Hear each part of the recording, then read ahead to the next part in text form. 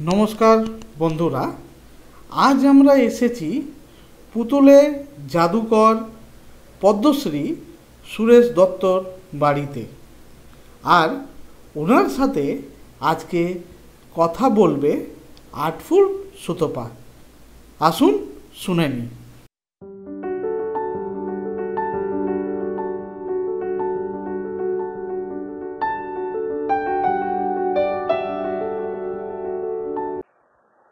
আজ আমরা এসেছি পুতুলের দেশে। নমস্কার। আজ আমরা এসেছি তো পুতুলের দেশে, পুতুলের সাথে ব্যাপারে জানতে, গল্প করতে, আর পুতুলের জাদুকরের সঙ্গে একটু সময় কাটাতে। তো স্যার, শুরু করুন, আপনার কিভাবে পুতুল এর জগতে আসলেন? পুতুল কেন টানলো আপনাকে? আমার বয়স তখন খুবই ছোট। হুম। কি করে গড়িয়ে গড়িয়ে এসেছি তা আমি নিজে জানি না। আচ্ছা। তো এসেছি হুম শক্ত হয়ে। হুম আমি যখন আসছি হুম যা করছি তার লোক আসে হাতে এসে যেতে যা শিখে এসেছি হুম তা যদি আমাদের ট্র্যাডিশনাল পাপেট, ম্যারিনেট, রড, যদি এবং যারা গুলি যারা আছে তারা যদি আমার এটা নিতে চায়, নিতে পারে, তাহলে আমি স্বর্গমর্ত থেকে এসে তারা আমি পুতুল নাচে জোগাড় হবে। পুতুল আপনাকে কেন টানলো এই পুতুল? এই যে আমি খুব ছোটবেলা মাটি ছাড়া বাচ্চা মাটি চড়ে মারে দেবী, তাকে আমরা দেবী ওটা বলি। সেই মাটি চেনটি দেবী আমরা ঠাকুর তৈরি করছি। আমি বললাম দুর্গ একরকম, লক্ষ্মী একরকম, সরস্বতী একরকম, কার্তিক একরকম, মহিষাসুর একরকম মানুষ, কিন্তু গণেশ এরকম কেন? গণেশের বেলায় এরকম করলো কেন? তখন বলছে দেখো এই গল্প আছে গণেশের ব্যাপারে। এই গণেশই আমাকে টেনে টেনে দূরে আনি। আচ্ছা, গণেশই আনলো আপনাকে পুতুলের জগতে। ভাগ্যিস আপনি আসলেন। আমাদের দেশে ঠাকুর ভাসান যখন হয় তখন দিয়ে উঁচু করে যায় দেশে, বাংলাদেশে আমার বাড়ি ফরিদপুর জেলা মাদারপুর শহরের শিবচর থানা। আমরা মামার বাড়িতে থাকতাম। আমি বাবার নাম হচ্ছে সজীবচন্দ্র দত্ত, মার নাম শিশুবালা দত্ত। আমরা এই ঠাকুর যখন ভাসান হচ্ছে তখন আমি গণেশের মুখটা চাই। ওই ঘাটে গোল গোল মতন থাকে না দুপাশে, ওই থেকে ঠাকুর তো এখানে তো এরকম ওপর দিকে মুখ থাকে, ওখানে তো উল্টো করে দেয় গ্রামে পুকুরে আমাদের আমি ঝাঁপ দিয়েছি, ঝাঁপ দিয়ে গণেশের মুখ ধরে টান দিয়েছি। ওর একটা কাঠি মতো থাকে, প্রায় দৌড়টা আবে একটা কার একটা পা একটা লাঠি মারলো, চলে যাচ্ছে নিয়ে গিয়ে আমি রেখেছি, উপারে চলে গেছি, দিয়ে জলগুলো রেখে দেবো। তারপর করেছি যে এই দেবী মশাই যে ঠাকুর করে নবদ্বীপ থেকে যায় আমাদের বাড়ি ঠাকুর তৈরি করছে। তো সেই যখন একটু করছে তখন এই মুক্তি ওই কচুরি ফচুরি ছিল তার ভিতরে রেখে দিল। সকালবেলা যে বার করে নিয়ে এসে ওই রং মশাইয়ের সাথে তেঁতুলের আটাতে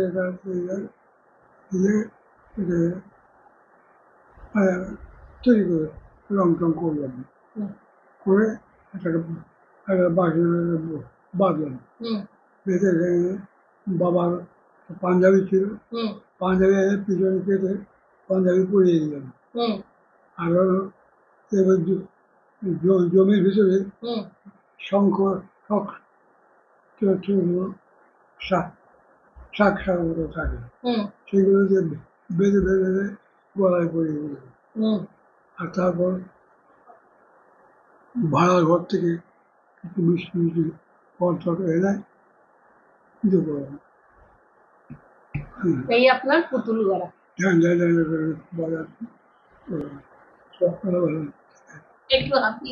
শ্রী সুরেশ দত্ত জীবনের শুরুর দিকে নাচ শিখেছিলেন বিখ্যাত কথাকলির টিচার বালাকৃষ্ণ মেননের সাথে। তারপরে উনি জয়েন করলেন উদয় শঙ্কর ডান্স ট্রুপ। এরপরেই উনি আসলেন চিলড্রেন লিটল থিয়েটারে। হরে কৃষ্ণ হরে কৃষ্ণ কৃষ্ণ কৃষ্ণ হরে হরে, হরে রাম হরে রাম রাম রাম হরে। পাল্লা কীর্তন আমাদের বাড়িতে হতো। সব বিভিন্ন জায়গাতে লোক বড় বড় লোক আসতো। আমি মনের বানার করে গলায় দিয়ে আমিও তাদের সাথে বিয়ে গেলাম। আমার বাইরে আমার দিদিমা বোবা ছিল, বোবা হয়ে বিয়ে হয়ে, সে আমার খুব ভালো আছে। সে আমাকে পাঞ্জাবি টাবি পরে দিয়ে জামা কাপড় পরে দিয়ে করলো কি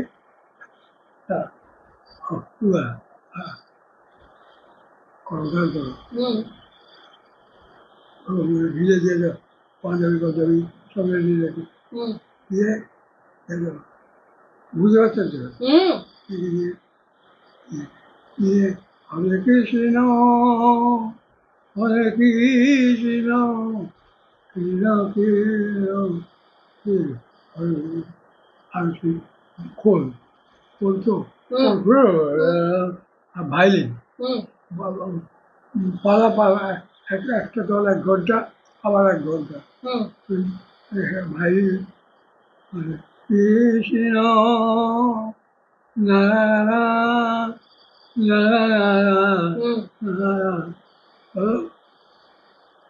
হয়ে গেল ডান্স, খুব প্রবল হয়ে গেল। আমি আবার চলে এলাম আবার বাড়িতে থিয়েটার করতাম। থিয়েটার যাত্রাও করেছি। যাত্রায় একাঙ্কি পাঠ, একাঙ্কিকে ছোট ছেলেগুলো সেগুলোকে একাঙ্কি বলে। নট্য কুপারি, ভারতীয় অপেরা, এইসব ব্যাপার পড়ে। তারপরে বড় হয়ে আবার তাপস্যানের সাথে মিলিয়ে করি। তাকে বড় হয়ে খুব সিএলটি সমর চালাতি ওটাই ঢুকে বললাম। ওখানে ঢুকে ওরা বললাম যে আমি পুতুলকে তৈরি করবো। পুতুলকে কিরকমভাবে তৈরি করবো, মরা পুতুলকে জ্যান্ত করতে হবে। মানে এটা কাঠের পুতুল তো, সেটাকে জ্যান্ত করতে হলে আমাদের যেরকম নাকটা বা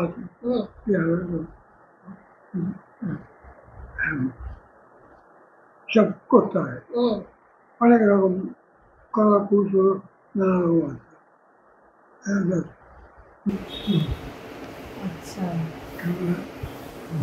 বিভিন্ন বাচ্চাকে কিরমভাবে তৈরি, ওদের মূলগুলোকে নিয়ে আমি চাই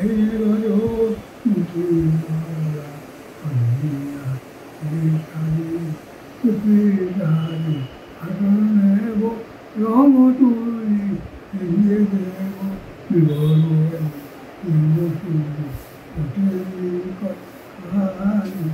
আমি চাই করবো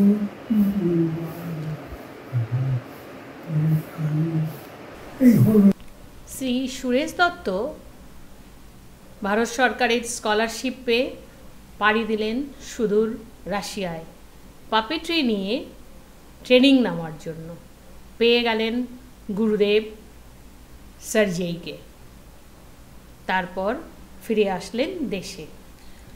আর রাশিয়া থেকে দেশে ফিরে নিজের পুতুল নাচের এক দল তৈরি করেন, যার নাম হলো ক্যালকাটা পাপেট থিয়েটার। তার শর্ট নাম হচ্ছে সিপিটি নাম দিয়ে বিখ্যাত। এই সিপিটি নিয়ে ওনার শুরু হলো নতুন কর্মযজ্ঞ।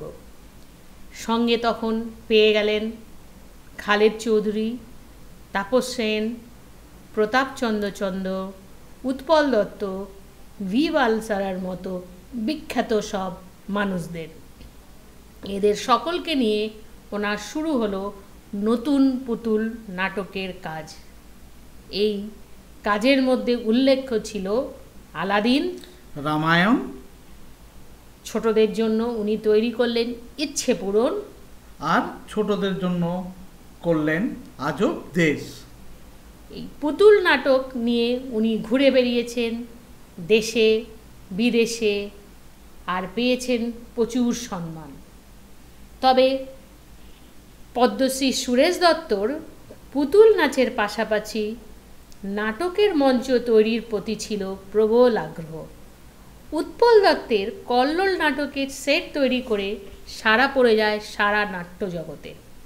তারপর তিনের তরোয়াল, অ্যান্টনি কবিয়াল, নাম জীবন, পান্নাবাই, মাধব মালঞ্চি কন্যা, নৈশভোজের মতো নাটকের মঞ্চ নির্মাণ এই সুরেশ দত্তর হাত ধরে। কলা মন্দির, জ্ঞান মঞ্চ, উত্তম মঞ্চ, সরস সদন নির্মাণের পিছনে ছিল তার ভাবনা আর উৎসাহ।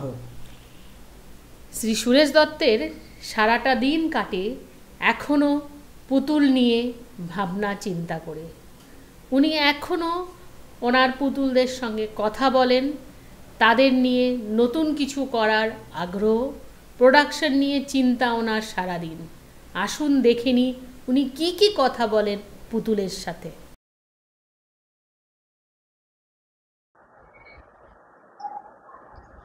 ভীষণ কায়দা এই যেমন হয়েছে বই বই বই বই ওখানে করলাম, আমি কি আমার পুতুল কারিগর আর এই পুতুল এসব খোলা যায়।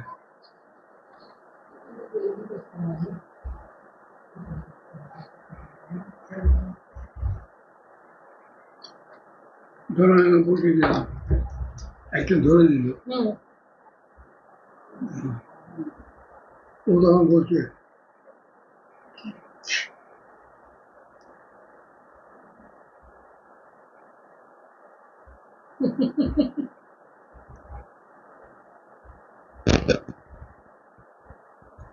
ওই যে তোমার কথা তো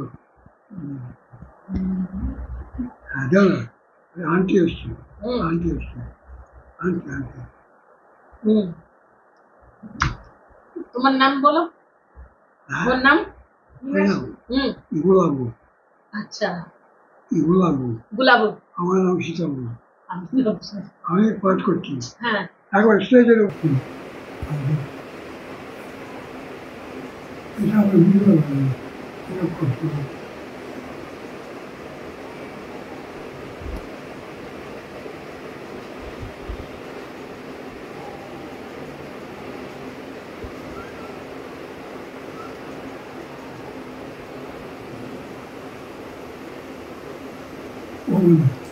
আমাদের ই দাও, আমার পা লম্বা পা করে দাও, জুতো করে দাও, আমার নাক করে দাও, তোমার লম্বা নাক করে দাও। উনি পেয়েছেন সঙ্গীত নাটক একাডেমি পুরস্কার আর 2009-তে পেলেন পদ্মশ্রী। সুরেশ দত্তর ধ্যান জ্ঞান ওনার সিপিটি। শহরের সব নাট্যপ্রেমী মানুষই জানেন কসবা বিজন সেতুর নিচে কলকাতা পাপেট থিয়েটারই সুরেশ দত্তর ছিল সারা দিনের ঠিকানা। উনি আজও নতুন প্রোডাকশন নিয়ে কাজ করেন, প্রোডাকশন নিয়ে উনি ভাবেন, আর সারা বিশ্ব জুড়ে সুরেশ দত্তর স্টুডেন্টরা তারা নিজ নিজ জায়গায় অনেক বড় পাপিটিয়ার হতে পেরেছেন, কেবল তাদের এত সুন্দর একটা গাইড পেয়েছে বলে। এই 94 বছর বয়সেও উনি গান করেন। আমাদের শোনালো ওনার একটি ছোট্ট রাগ প্রধান গানের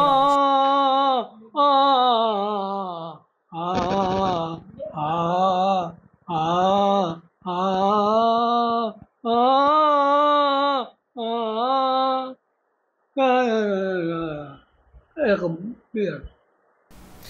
সুরেশ দত্তর সাথে কথা হলো, আর সিপিটির কথা হবে না তা কি করে হয়? কখনোই নয় বন্ধুদের। তাই আমরা এখন দেখাতে চলেছি সিপিটির বিখ্যাত প্রোডাকশন সীতার ছোট্ট একটু স্কিট। আসুন দেখে নিই সীতা।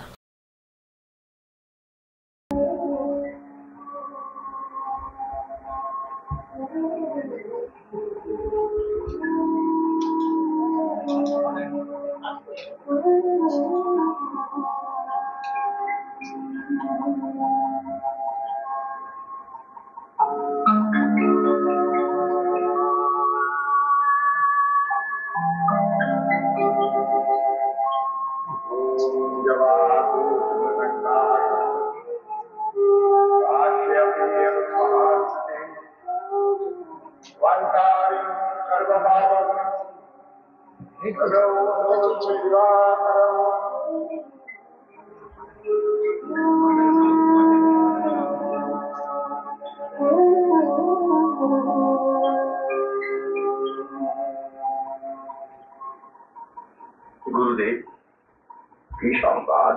মা বনদেবীর দুটি সন্তান হয়েছে, যমজ। তাই নাকি?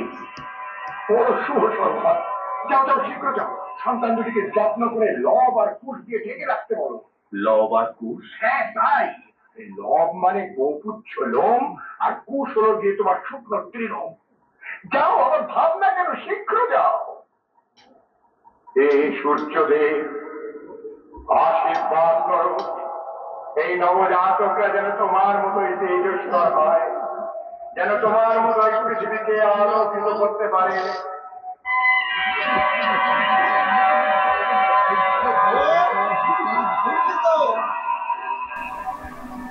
বন্ধুদের নিশ্চয়ই আরও দেখার ইচ্ছে রয়ে গেল। চিন্তা করবেন না, আমাদের আগামী এপিসোডে আমরা সিপিটি নিয়ে একটি ডিটেল ভিডিও নিয়ে আসব। আজ আমরা বেরিয়ে এসেছি পদ্মশ্রী সুরেশ দত্তর বাড়ি থেকে, এগিয়ে চলব আর্টফুলার্সের স্টুডিওর দিকে। বন্ধুদের জিজ্ঞেস করছি, আমাদের কমেন্ট করতে জানাবেন ভুলবেন না এই লেজেন্ডের সাথে সাক্ষাৎকারটি আপনাদের কেমন লাগলো। চ্যানেলটিকে সাবস্ক্রাইব করে নিন তাড়াতাড়ি, বেল আইকনটিও প্রেস করতে ভুলবেন না। ধন্যবাদ।